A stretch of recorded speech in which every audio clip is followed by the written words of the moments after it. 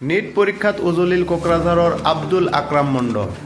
অধ্যক্ষিত সৰ্বভাৰতীয় নিট পৰীক্ষাত উজ্জ্বল সফলতা লাভ কৰি কোকৰাঝাৰ জিলালৈ গৌৰৱ কঢ়িয়াই আনিছে বটগাঁৱৰ কাশীপাৰাৰ ছোট ভদাইগুৰি গাঁৱৰ আব্দুল আকৰাম মণ্ডলে।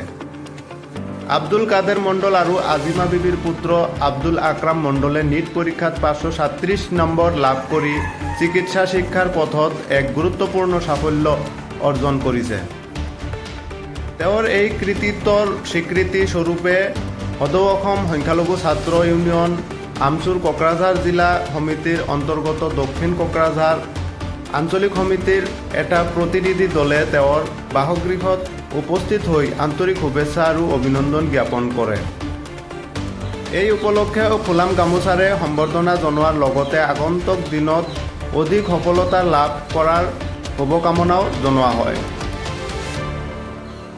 আমচু নেতাসকলে কয় যে আব্দুল আকৰাম মণ্ডলৰ এই সাফল্যে কোকৰাঝাৰ জিলাৰ লগতে সমগ্ৰ ভটগাঁও অঞ্চলৰ ছাত্ৰ ছাত্ৰীসকলক উচ্চ শিক্ষাৰ ক্ষেত্ৰত আগবাঢ়ি যোৱাৰ বাবে নতুন অনুপ্ৰেৰণা যোগাব। শেষত আল্লাহ তালাৰ ওচৰত তেওঁৰ সুস্বাস্থ্য, উজ্জ্বল ভৱিষ্যত আৰু জীৱনৰ প্ৰতিটো ক্ষেত্ৰত অধিক সফলতা কামনা কৰা হয়। News desk report, KLive 365।